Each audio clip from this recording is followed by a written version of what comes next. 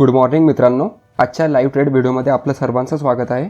जसे तुम्ही माझी ऑर्डर बुक बघू शकतात, मी आज निफ्टीच्या 18,350च्या कॉलमध्ये एंट्री घेतलेली आहे 60.50ला व तो आपला ट्रेड चालू आहे। तर त्यामध्ये मी टार्गेट प्राइस पण लावलेली आहे 68ची। आता तुम्ही म्हणाल की ही छोटीशी टार्गेट प्राइस काय लावली आहे, तर त्यामागचं रिझन आहे आपण नेहमी एक्सपायरीला ट्रेड करत नाही। कारण मी जसं तुम्हाला सांगितलं की एक्सपायरीमध्ये जेव्हा अगेन्स्टमध्ये मार्केट मूव्ह करतं ना, तेव्हा आपले ऑप्शन प्राइसेस खूप रॅपिडली ड्रॉप होतात। तर म्हणून तो रिस्क फॅक्टर आपण कन्सिडर करत आपण नेक्स्ट एक्सपायरीचा ट्रेड घेतलेला आहे, एकदम मंथली एक्सपायरीचा। तर यामध्ये मुवमेंट पण खूप हळूहळू होते। तर चला मी तुम्हाला चार्टवरती जाऊन दाखवतोच की आपण आज कोणत्या ॲनालिसिसने ट्रेड घेतला व आपलं टार्गेट व स्टॉप लॉस काय आहे। तर चला डायरेक्ट चार्टवरती जाऊ। तर जसं तुम्ही इथे बघू शकतात की आज आपण निफ्टीमध्ये या ठिकाणी एंट्री घेतली, या ग्रीन कॅन्डलने या रेडचा हाय क्रॉस केला ना, तेव्हा आपण इथे एंट्री घेतली आहे। स्टॉप लॉस ठेवला या ग्रीनचा लो व टार्गेट ठेवलं ही ब्लू लाईन। तर म्हणजे 1:2च्या आसपास हा ट्रेड आहे। तर बघूया यामध्ये टार्गेट हिट होतं की स्टॉप लॉस, कारण आता निफ्टी थोडंसं इथे कन्सोलिडेशन करत आहे। जर इथे कन्सोलिडेशन नंतर एक ब्रेकआउट देतो ना, तर आपल्याला टार्गेट अचीव होऊन जाईल। तेच जर इथं सेलर्स ॲक्टिव्ह होत आहे व जर मोठ्या प्रमाणात सेलिंग येते तर निफ्टी खाली येऊन आपला स्टॉप लॉस घेऊन आज पण एक डाऊन ट्रेंड दाखवू शकतो। तर चला व्हिडिओमध्ये बनून राहा, मी तुम्हाला इन्फॉर्म करेलच आपला टार्गेट हिट होतं की स्टॉप लॉस। तर इथे तुम्ही बघू शकतात की मार्केट आता आपल्या टार्गेटच्या आसपास जात आहे, परंतु आपण जी ऑर्डर लावली आहे 69ची ऑप्शन तिथपर्यंत गेलंच नाही। तर म्हणून आपण काय करू, जेव्हा निफ्टी या आसपास येईल ना, तेव्हा आपण मार्केट प्राइसवरती एक्झिट करून टाकू। तर बघूया आता हे ऑप्शन प्राइसेस कुठे जाते। आता 66च्या आसपास चालू आहे, 67च्या आसपास एक लावून ठेवतो, कारण इथे छोटेसेच पॉईंट कव्हर करण्याचे बाकी आहेत। तर एकदा बघू की मार्केट कशी मुवमेंट देतोय। तेच जर मार्केट आता हा लो ब्रेक करतोय ना, या ग्रीन कॅन्डलची जी लास्ट कॅन्डल बनवतोय, तर तिथे आपण आपला ट्रेलिंग स्टॉप लॉस घेऊन टाकू, कारण आज एक्सपायरी पण आहे। तर दोघांना बायर्स व सेलर्स दोघांना ट्रॅप करण्यासाठी मार्केट इथे कन्सोलिडेशन करू शकतो। तर म्हणून आपण काय करू, जर याच्या खाली निफ्टी निघत असेल ना या लोच्या खाली, तर आपण ट्रेलिंग स्टॉप लॉस घेऊन मार्केटच्या बाहेर पडू। तर इथे मार्केटमध्ये पुन्हा आपल्याला बाईंग स्ट्रेंथ बघायला मिळतं। बघू यावेळेस बायर्स सस्टेन करताय की नाही मार्केटला। मार्केटने इथून एक मोठी स्पाइक द्यायला पाहिजे। जर हळूहळू इथे टाइमपास करतो ना, तर मग आपल्यासाठी थोडं अवघड होईल, कारण इथे सेलर्स ॲक्युमुलेट होत आहे। हे बघा परत सेलिंग प्रेशर येतोय। आता तुम्ही माझं रिझन बघू शकतात की मी पुढच्या एक्सपायरीचा काय कॉल घेतला। तर आपण पुढच्या एक्सपायरीचा घेतला ना, तर तो इथे पण 66 चालू होता ना, आता मार्केट खाली येऊन सुद्धा फक्त 31 पैशांचाच डिफरन्स दिसत आहे। तेच जर या एक्सपायरीचा घेतला असता ना, तर इथून तो खूप जास्त पडला असता कॉलवाला, कारण वोलॅटिलिटी खूप जास्त असते या एक्सपायरीमध्ये, कारण त्यामध्ये टाईम व्हॅल्यू खूप लवकर कमी होत जाते। त्याच्यासाठी मी तुम्हाला एक सेपरेट व्हिडिओ म्हणून दाखवेल की ऑप्शन प्राईसमध्ये इंट्रिन्सिक व्हॅल्यू काय असते व टाईम व्हॅल्यू काय असते, ती कशाप्रमाणे फ्लक्च्युएट करते, मार्केटला किती टाईम भेटतो तितकी व्हॅल्यू डिग्रेड करण्यासाठी, हे आपण बघूच। त्या अगोदर इथं आपलं ट्रेड चालू आहे। तर आता आपण हा स्टॉप लॉस इथून ट्रेल करत इथपर्यंत नेऊ व टार्गेट आपलं या रेंजच्या आसपास आहे, 260च्या आसपास। तर मी मोबाईलवरती मार्केट ऑर्डर लावून ठेवलेली आहे। जेव्हा हा लो ब्रेक करेल तेव्हा आपण इथून स्टॉप लॉस घेऊन टाकू, किंवा या टार्गेटवरती आपण लिमिट प्राइस लावली 69ची। जर तिथपर्यंत गेलं नसेल तर 67च्या आसपास आपण बुक करून टाकू। पण इथे बघायला मिळतं की मार्केटमध्ये सेलर्स येत आहे व मार्केट खाली जात आहे। मार्केट आपल्या स्टॉप लॉसच्या जवळ आलेलं आहे, तर आपण 37.30च्या आसपास हा बुक करून टाकू। तर आज आपण प्युअर प्राइस ॲक्शन बघून हा ट्रेड घेतलेला आहे। तर याचा आपण ॲनालिसिस करूच आपलं टार्गेट किंवा स्टॉप लॉस हिट झाल्यानंतर।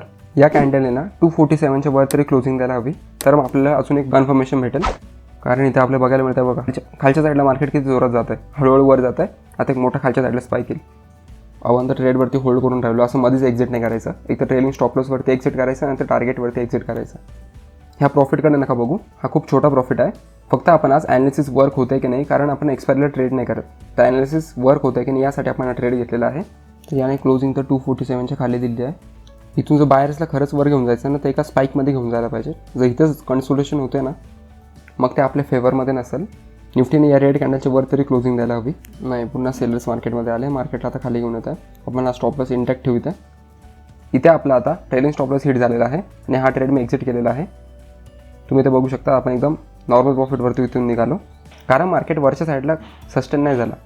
मी जसं तुम्हाला सांगितलं की मार्केटने याच रेंजच्या वर कन्सोलिडेशन करायला पाहिजे होतं, मग वर जाऊन हे टार्गेट द्यायला पाहिजे होतं, परंतु मार्केटने हा लो ब्रेक केला व तिथून बघू शकता की मार्केट आता खाली येत आहे। आता इथून मार्केट कन्सोलिडेशनमध्ये पण जाऊ शकतो, कारण आज एक्सपायरी पण आहे, म्हणून मी इतका टाईट ट्रेलिंग स्टॉप लॉस ठेवला होता।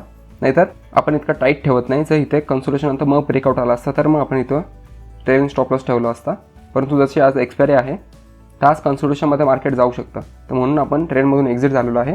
तर चला या ट्रेड मागचा ॲनालिसिस बघू की हा ट्रेड आपण का घेतला होता। तर जसं मी तुम्हाला अगोदरच सांगितलेलं आहे की मार्केट चालू आहे आता अपट्रेंडमध्ये। मार्केट कधी पण अपट्रेंडमध्ये हायर हाय व हायर लोचं फॉर्मेशन करतो व वर जातो। तसं मार्केटने इथे एक लो बनवला, या लोला ब्रेक नाही करता त्याच्यावर एक हायर लो बनवला व तिथून आता वर जाण्याचे चान्सेस खूप जास्त होते। व मार्केट प्रत्येकाला वाटत आहे की मार्केट आता खाली पडणार, तर त्याने सर्वांनी एक्सपायरीचे पुट विकत घेतले असेल तर त्यांचे आज मार्केट स्टॉप लॉस उडवेल किंवा त्यांना झिरोवरती आणून सोडेल. आता हे 2 कन्फर्मेशन झाले की मार्केट बाईंगमध्ये जाऊ शकतं. तिसरं म्हणजे आज झालं market gap opening. Gap up कोण आणतं? बायर्सच आणतं. तर म्हणजे इथे बायर्स प्रेझेंट आहे. तर प्रत्येक गॅप अपच्या लेवलमध्ये बायर्स प्रेझेंट आहे व त्यानंतर ही पण बाईंग आली होती, इथे पण बायर्स प्रेझेंट आहे. तर म्हणून मार्केटला खाली पडण्याचे चान्सेस खूप कमी दिसत होते. मग त्यानंतर मार्केट इथे येऊन बॉटम बनवत होता. आता बॉटम बनवत असताना काल मी जो व्हिडिओ अपलोड केला होता की आपण प्राइस ॲक्शन कशी करायची असते, मार्केटचं बिहेवियर कसं समजून घ्यायचं असतं, ते कॅन्डलस्टिकने आपण शिकलो होतो. तसंच मी आजचं पण तुम्हाला दाखवतो की काय झालं. मार्केट गॅप ओपनिंग झालं म्हणजे बायर्स प्रेझेंट आहे. तर त्यानंतर ओपन झाल्यानंतर सेलर्सने पुश केलं मार्केटला, परंतु पुन्हा बायर्सने वरच्या साईडला ब्रेकआउट दिला. आता ब्रेकआउट दिल्यानंतर इथे सस्टेन व्हायला पाहिजे होतं, परंतु पुन्हा सेलर्स मार्केटमध्ये आले व मार्केटला लोअर हायचं फॉर्मेशन करत खाली घेऊन आले. आता खाली घेऊन आल्यानंतर त्यांनी इथं बेस बनवला. आता बेसमध्ये आपण कशी ॲनालिसिस केली की काय झालं, मार्केट खाली आलं, पुन्हा बायर्स आले, बायर्स आल्यानंतर पुन्हा सेलर्स आले. आता इतक्या वेळ जे सेलर्स येत होते ते जे पण बायर्स येत होते ना, त्यांच्या लो ब्रेक करून मग सेलर्स क्लोजिंग द्यायचे. इथे मग तुम्ही बघू शकता बायर्स आले, परंतु सेलर्स त्या सर्वांवरती हवे झाले व मार्केटला खाली घेऊन आले. तसं इथे काय झालं की बायर्स आल्यानंतर जेव्हा सेलर्स आले ना मार्केटमध्ये, ते मार्केटला बायर्सची जी लेवल होती त्या खाली घेऊनच नाही जाऊ शकले. पुन्हा इथे मार्केट बायर्समध्ये आले, पुन्हा सेलर्स आले, सेलर्स पुन्हा आल्यानंतर त्यांनी हा जो लो बनवला होता बायर्सने त्याला क्रॉस नाही करू शकले. म्हणजे इथं बायर्स आता स्ट्रॉंग होताना दिसत आहे. तर म्हणून मी काय केलं, जेव्हा लास्ट टाइम सेलर्स आले होते ना या लेवलला, या हाय ब्रेकवरती मी बाय केला, स्टॉप लॉस ठेवला या लोच्या आसपास व टार्गेट होतं या क्लोजिंगच्या आसपास. कारण इथं काय बघायला मिळतं, इथे एक तर स्विंग बनवला होता, मार्केट इथून जाऊन मग ब्रेकडाऊन देऊन मग तिथे रिटेस्ट करून पुन्हा एक ब्रेकडाऊन दाखवला होता. व त्यानंतर कालची पण जी लेवल होती इथून मार्केटने खूप कन्सोल्युशन केलं होतं व ब्रेकआउट दिला होता. तर म्हणून हे आपण टार्गेट ठेवलं होतं. परंतु मार्केट तिथपर्यंत गेल्यानंतर तिथून त्याच्या अगोदरच थोडंसं रेजिस्टन्स घेऊन खाली आल्यानंतर आपण इथं ट्रेलिंग स्टॉप लॉस ठेवला. कारण इथं ट्रेलिंग स्टॉप लॉस का ठेवला मी, कारण आज मार्केट एक्सपायरी आहे व प्रत्येकाला वाटतं की मार्केट खाली जाणार, परंतु आज मार्केट गॅप ओपनिंग झालं आहे. तर प्रत्येकाला वाटतं की मार्केट वर जाणार. मग असं जेव्हा दोघांना वाटत असतं ना, तेव्हा मार्केट बायर्स व सेलर्स दोघांचे स्टॉप लॉस खाण्यासाठी कन्सोल्युशनमध्ये निघून जातो. तर असं होऊ पण शकतं की मार्केट आज ट्रेंडिंग होऊन जाईल, एका साईडला मोठी.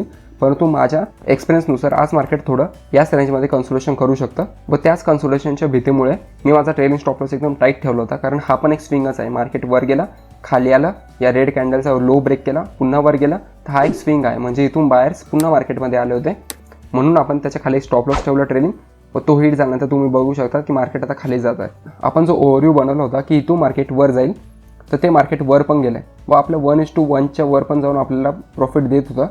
परंतु आपलं टार्गेट होतं 1:2च्या आसपास, म्हणून आपण हा ट्रेड होल्ड करत होतो.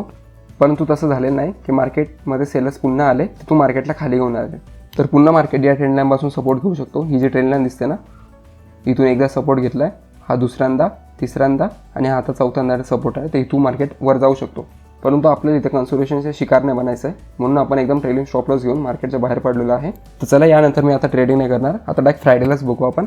तर जर आपल्याला हे लाईव्ह ट्रेडिंग व्हिडिओ आवडले असेल तर प्लीज या व्हिडिओला लाईक करा व चॅनलला सबस्क्राईब करा व कालचा व्हिडिओ जाऊन बघा की मी कालच्या व्हिडिओमध्ये प्राइस ॲक्शन एकदम सोप्या भाषेत समजवलेले आहे. की आज पण मी जे ॲनालिसिस केली ना, ती मी कालच्या व परवाच्या चार्टवरती करून दाखवली आहे की आपण कॅन्डलस्टिकला कसं समजून घ्यायचं. तर तो व्हिडिओ तुम्ही जाऊन बघा, मी त्याला आय कार्डमध्ये टाकतो वरच्या साईडला.